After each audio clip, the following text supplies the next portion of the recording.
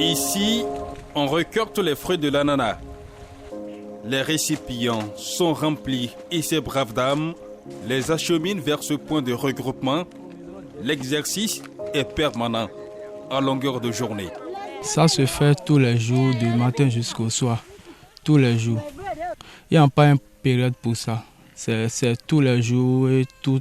C'est chaque fois, on fait ça chaque fois. On commence chaque matin et ça termine le soir. Sabin travaille en synergie d'action avec ses ouvrières qui empochent 2500 francs CFA par véhicule rempli. Ça, c'est bien classé. Lors du chargement, c'est bien classé. Donc, ça ne casse pas dedans.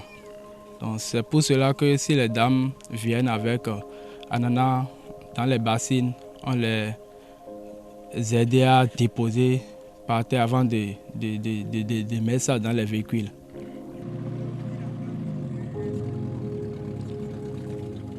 Une fois le véhicule rempli, direction la ville pour la clientèle. 2500 francs CFA par le nombre de tours qu'effectue Sabin. C'est la moisson de ces dames et leurs chargeurs qui cueillent le fruit.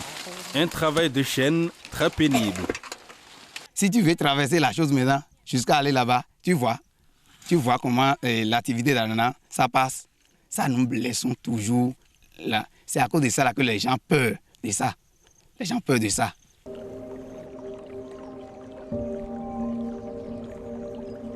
Augustin est le propriétaire de ce champ de 7 hectares au total. Nanti, de 15 années d'expérience dans cette culture, il connaît tout le mécanisme. Si on commence par le mois de janvier maintenant, on fait la boue. On fait le programme de plan de campagne. Si tu fais le plan de campagne, tu vas faire la boue. Si tu fais le labour, tu vas nettoyer le labour. Après ça, tu mets les rejets sur le labour et tu fais plantation. Combien d'hectares que tu laboures? Bon, ton programme quoi. Mais que même producteur, moi maintenant, mois de janvier, j'ai produit au moins 3 hectares sur le mois de janvier. Ainsi de suite. C'est le programme. Si il y en a l'argent là, tu vas produire jusqu'à combien d'hectares que tu veux. La filière ananas a commencé par prendre de l'ampleur au Bénin. Blanche Kossi en est une productrice, propriétaire de 6 hectares. Elle a goûté à la prospérité de la filière, tout comme les autres producteurs. Une bâchée d'ananas coûtait au moins 25 000 francs ou 60 000 francs au plus. Mais aujourd'hui, nous la vendons à 250 000 francs.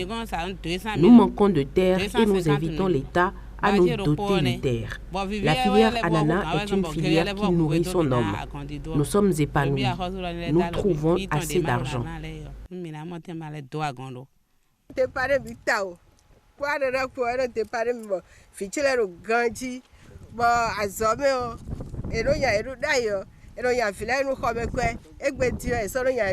La filière ananas nous permet de nous épanouir. Nos enfants étaient fréquemment renvoyés pour raison de scolarité. Aujourd'hui, ils ne sont plus renvoyés.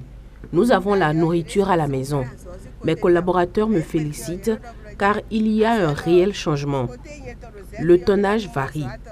Que l'État nous vienne en aide.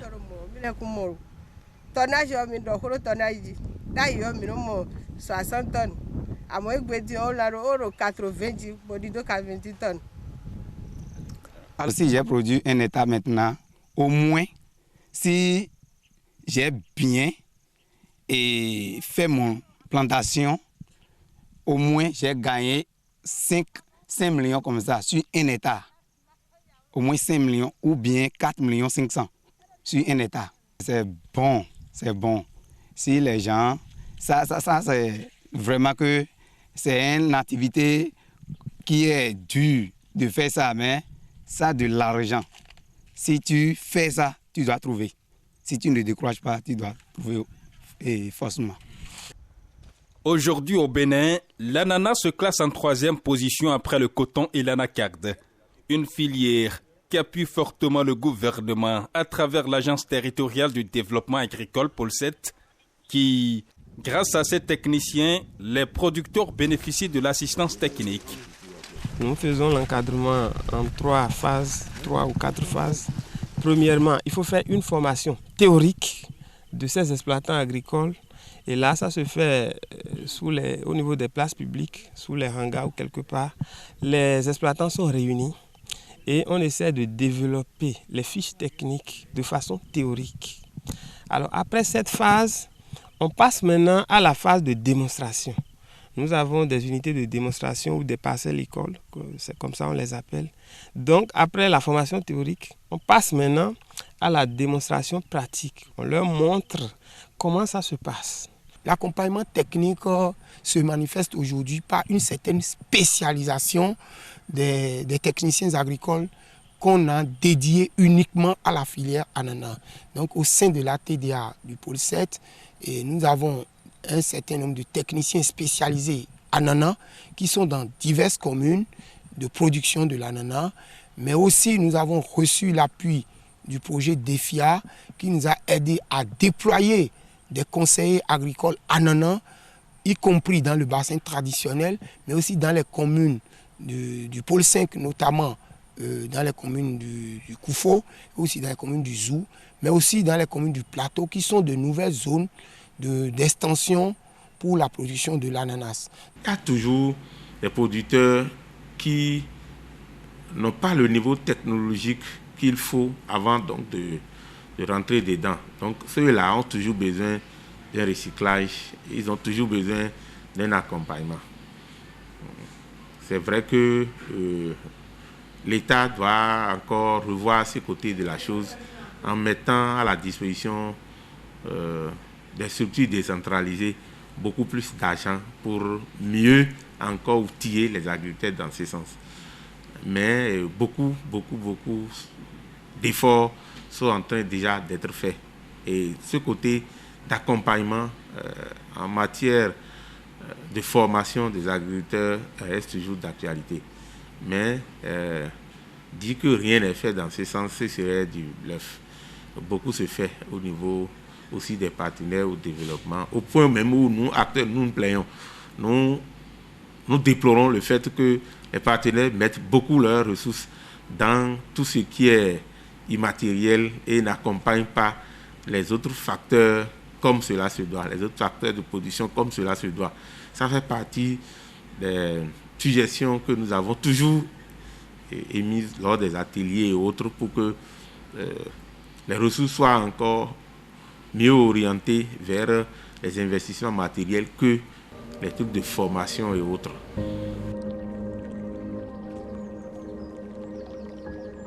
Il y a quelques années en arrière, les producteurs s'investissaient moins dans la filière ananas. Ces appuis des structures spécialisées ont fait des émules et les producteurs ont pu toucher du doigt l'importance de ces actions.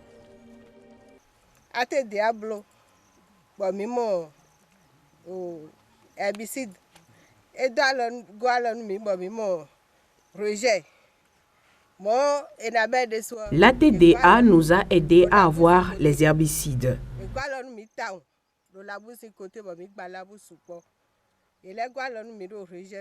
Il nous a aussi aidés à serrer nos ananas. C'est plus de 200 hectares. C'est vrai que nous avons des difficultés, notamment un déficit d'engrais.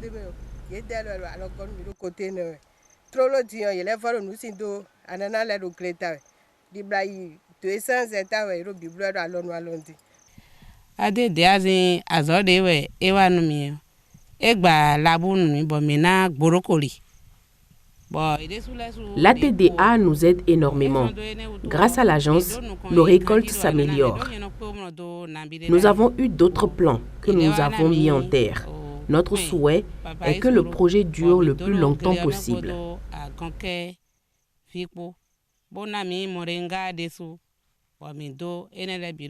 Avant l'intervention de l'ATDA à nos côtés, je ne produisais pas assez d'ananas puisque la tâche n'était pas facile. Les conditions n'étaient pas favorables. Mais depuis qu'ils ont commencé par nous appuyer, je fais jusqu'à 6 hectares.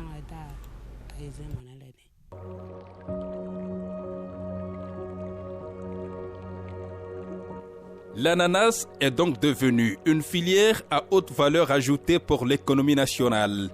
Les objectifs d'amélioration de la production fixés à 244 000 tonnes en 2016 sont passés à 600 000 tonnes en 2021. Aux dernières évaluations à fin 2020, nous avons atteint une production nationale de 440 000 tonnes. Donc nous pouvons dire que c'est une production qui est en forte croissance depuis quelques années, surtout avec un engagement de plus en plus accru des agriculteurs et un accompagnement réel du gouvernement et à travers les différents projets, programmes qu'il met en œuvre dans la filière, les ressources qu'il investit sur le programme d'investissement public à travers les PNDF gérés par les ATDA. Et donc, en termes de production, on peut dire que quand même la production nationale couvre les besoins nationaux et qu'aujourd'hui, la production nationale, plus qu'hier, la production nationale permet au Bénin d'exporter de façon substantielle ces ananas. D'abord, près de 50% du volume produit au niveau du Bénin est exporté en flux frais dans la sous-région, au Nigeria, au Togo récemment, au Burkina Faso, au Mali, au Niger. Mais cette production a atteint un seuil aujourd'hui qui peut aussi supporter une industrialisation de plus en plus accrue. Et c'est pour dire que aujourd'hui le Bénin transforme aussi des quantités non négligeables d'ananas. Près de 100 000 tonnes d'ananas ont été transformées l'année dernière en différents dérivés, les jus en tête, l'ananas séché et autres qui sont les découpes fraîches d'ananas qui sont exportées d'abord pour les jus naturels dans la sous-région ouest-africaine, Mali, Burkina, Sénégal, Côte d'Ivoire, Niger, et pour le séché, l'ananas séché aussi un peu en Afrique, mais surtout en Europe, en Afrique du Sud. Et pour les découpes fraîches, c'est une nouvelle chaîne de valeur qui se développe de plus en plus dans le pays aujourd'hui. Toute la production de découpes fraîches est exportée en Europe. Cependant, les producteurs n'applaudissent pas encore totalement dès demain. Ils estiment toujours que pour améliorer davantage la production, il faut une bonne politique d'accès aux prêts bancaires.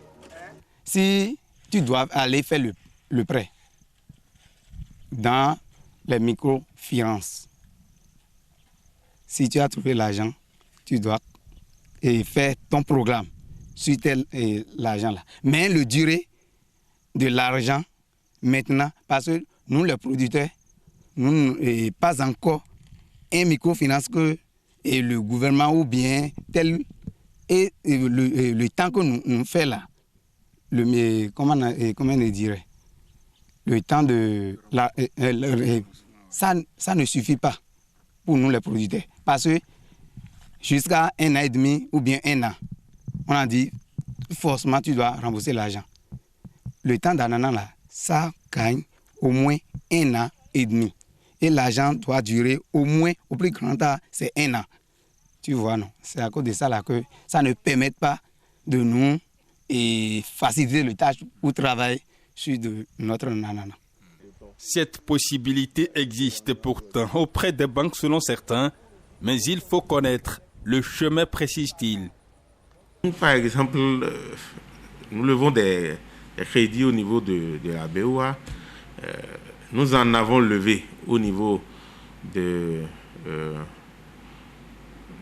la Société Générale de Banque du Bénin pour accompagner les agriculteurs en intrants et autres. Et là, ce n'est pas des prêts qui ont été remboursés sur 1 an, c'est des prêts qui ont été remboursés sur 2 ans, donc sur 18 mois, qui constituent le cycle de l'ananas. Donc, dit qu'aujourd'hui, les banques n'accompagnent que sur 12 mois. Je pense que ce n'est pas de la vérité. Ce n'est pas de la vérité. Il y a d'autres qui accompagnent. Nous, on a levé des crédits où on nous a donné 6 mois de différé et que nous allons rembourser sur 3 ans. C'est des exemples typiques. En dehors des banques, Les acteurs du secteur évoquent les fonds mis à la disposition par l'État en vue de pallier ces difficultés. Les mécanismes de FNDA aujourd'hui sont opérationnels dans la filière ananas. Il y a déjà plusieurs promoteurs qui ont déjà pu bénéficier à cette date de ce financement, qui essayent d'offrir 50% de garantie sur les crédits sollicités, mais qui donnent aussi une bonification du taux d'intérêt pour les producteurs qui veulent s'investir. Mais pour les transformateurs qui veulent faire de l'industrie, carrément, s'ils arrivent à documenter leur dossier et faire instruire par le FNDA, c'est pratiquement à taux zéro qu'ils vont prendre le crédit. Mais plusieurs agriculteurs bénéficient de ça. Il y a aussi le programme DEFIA qui accompagne avec le financement, avec des instruments qui permettent d'aider les producteurs avec les institutions de microfinance pour faire des investissements, pour mettre aux normes leurs unités de transformation, mais aussi pour les petits agriculteurs, pour prendre des crédits en termes de fonds de roulement. Ça, c'est important parce que les frais de campagne, les ressources pour financer une production d'ananas sont élevés. Imaginez qu'un agriculteur qui doit faire 1 hectare doit dépenser 2 millions à 2 500 000 et attendre plus d'1 an et demi avant d'avoir la récolte. Donc, ce n'est pas donné à tout le monde. Donc, il y a un réel besoin de financement de l'activité. Et aujourd'hui, des mécanismes existent pour aider les agriculteurs à y aller. Le principal goulot d'étranglement est encore que, pour le moment, plusieurs agriculteurs étaient restés dans un schéma de donation dans les anciennes pratiques. Aujourd'hui, l'État dit, je veux des agriculteurs, des promoteurs agricoles responsables qui sont prêts à prendre le risque, mais qui sont prêts aussi à faire le pas pour sécuriser les ressources investies par les institutions de financement. Donc, ils doivent prouver qu'ils existent réellement, qu'ils ont une activité qui est crédible et pour qu'ils aient accès au financement. Les agriculteurs qui sont relativement formalisés, qui ont l'habitude de travailler avec les institutions de financement, ont de la facilité dans la filière ananas à avoir ces crédits. Avoir des crédits et produire énormément, c'est la course en vogue actuellement. Mais l'ananas étant un produit facilement pourrissable, le mécanisme de son écoulement ou sa transformation doit aller avec cet engouement de production.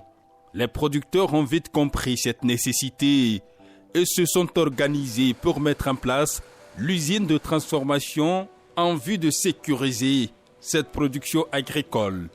L'ananas étant périssable, si ça vient à maturité et qu'au bout d'1 semaine, vous ne récoltez pas, la semaine suivante, ce n'est que des pourritures que vous aurez.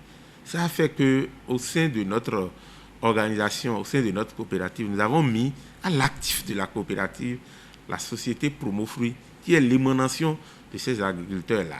Ça fait que depuis la création de l'usine, on n'a jamais partagé de dividendes. Tout ce que nous retrouvons, nous réinvestissons pour pouvoir garantir davantage le marché d'écoulement aux membres. Ouais, c'est ça la particularité. Ce qui fait que nous vendons pas à perte, mais nous vendons à un prix qui puisse nous permettre de mieux percer et de tenir l'usine. Donc, quelques usines de transformation existent, mais le Bénin n'est pas encore à un niveau d'industrialisation satisfaisante. Même les ressources humaines font défaut, à en croire les acteurs de la filière. Les ressources humaines de qualité sont rares. Quand vous payez une machine d'un niveau technologique un peu élevé, même les masters, les ingénieurs en électromécanique n'arrivent pas à s'en sortir. Très souvent, pour régler les problèmes, ils créent d'autres avant de s'en sortir. Donc, il y a un déficit au niveau de la connaissance technologique. Il faut revoir. Et là où j'apprécie aussi les actions en cours, il y a les programmes de formation des universités et collèges qui sont en train d'être revus, donc qui sont en train d'être orientés dans ce sens. Le constat est que nos étudiants et lycéens et autres étudient encore des livres très dépassés, alors que la technologie ne fait qu'avancer. Il y a des nouveautés qui sortent. Les machines que nous on avait achetées il y a de cela 6 ans et que nous avons fini d'amortir, aujourd'hui pour les renouveler, ce que les fabricants nous proposent sont d'un niveau électroniquement plus avancé. Vous voyez, donc les recyclages doivent aller avec. Ça, c'est le premier défi. Il y a aussi le fait que les pièces de rechange ne sont pas à proximité. Il y a des pannes auxquelles vous ne vous attendez pas qui peuvent survenir et arrêter la production sur une semaine, le temps que les trucs ne viennent par DHL. C'est le marché européen qui consomme beaucoup plus l'ananas béninois, mais il se pose encore la question de compétitivité. Le Bénin va en concurrence sur le marché international avec Costa Rica, la Chine et Thaïlande, qui aujourd'hui contrôlent le marché mondial. Et eux, leur avantage est que la logistique s'est tellement développée que ce qu'ils produisent peuvent être acheminés à moindre coût par des bateaux qui, en liaison avec les pays consommateurs, vont très vite. Aujourd'hui, il n'y a même pas de navire direct qui puisse quitter le Bénin pour la France. Même pour envoyer de l'ananas au Sénégal à côté, c'est plus compliqué que pour l'envoyer en France. Donc ça, déjà, c'est des contraintes logistiques qui constituent un blocage. Alors que les autres, ils ont pris le temps de développer la logistique et quand ils exportent la bonne partie, la portion restante, qui peut-être ne répond pas aux questions de calibrage. Quand il dit calibrage, c'est le poids, quoi. Qui ne répond pas aux questions de calibrage et autres sont transformés et inondent le marché mondial. Nous, on a mis en place des installations pour produire du concentré d'ananas en 2016, mais notre coût de revient dépasse déjà le prix auquel les Européens achètent ces concentrés à Thaïlande et à Costa Rica. Même à côté au Nigeria, on a eu des industries qui sont venues pour acheter les concentrés chez nous, mais le coût de revient ne leur permet pas. Ils ont décidé de rentrer même dans notre capitale. Et nous avons accepté, parce que c'est de gros volumes. Nous avons accepté, on a fait la structure de coût, mais ils ont compris que, ils disaient, mais si vous faisiez le volume, ça pourrait vous permettre d'amoindrir votre coût de revient et d'être plus compétitif que ceux qui viennent de Thaïlande. Surtout que vous êtes à côté, où le transport pouvait revenir moins cher, ou aussi nous avons la préférence tarifaire, puisque ça devient un pays, ça devient un produit local, étant de la CEDEAO. Et avec l'agrément CEDEAO, on pouvait avoir des avantages tarifaires par rapport aux trucs venant de Thaïlande, de la Chine et de Costa Rica. Et ensemble, on a étudié la structure de prix. Mais ils ont finalement compris qu'au coût actuel où nous achetons la matière première, ça ne peut vraiment pas aller. Et je pense que c'est dans ce sens, pour accompagner cette question d'optimisation du rendement à l'hectare, que l'État s'est saisi alors de ce côté en mettant en place maintenant la stratégie d'épilation variétale dont nous attendons encore les résultats intensifs à partir de 3, 4 ou 5 ans.